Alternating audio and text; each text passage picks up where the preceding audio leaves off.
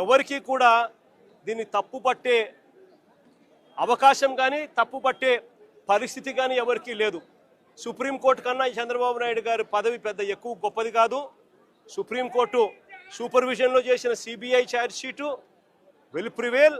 ఈయన వేసుకుంటా ఉన్న వన్ మ్యాన్ కమిషను ఈయన స్వార్థం కోసం, ఈయన సాటిస్ఫాక్షన్ కోసం వాళ్ళు ఏ విధంగా కూడా నిజాలు చెప్పినా కూడా ఆ నిజాలు తప్పు అని చెప్పి ఏకంగా ఈయన వేసుకున్న మనిషితో దాని అబద్ధం ఆయన చెప్పి అబద్ధాన్ని నిజమని చెప్పి చూపించే ప్రయత్నమే చేస్తాడు తప్ప దానికి ఎటువంటి శాంక్టిటీ ఉండదు, ఎటువంటి విలువ ఉండదు.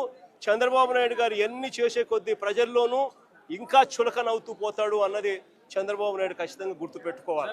చంద్రబాబు నాయుడు గారిని అడుగుతా ఉన్నా, అయ్యా నీకు అనుకూలంగా నీ ప్రభుత్వంలో నువ్వు సేకరించిన శాంపుళ్ళు, నువ్వు ఎన్డీఏలో భాగంగా ఉన్న సిబిఐ వచ్చి ఎంక్వైరీ చేస్తూ ఉంటే ఆ రిపోర్టే నీకు అనుకూలంగా నీకు రానప్పుడు నువ్వు ఏ రకంగా నువ్వు చేసినది కరెక్ట్ అవుతుంది అని చెప్పి నేను చెప్తా ఉన్నా.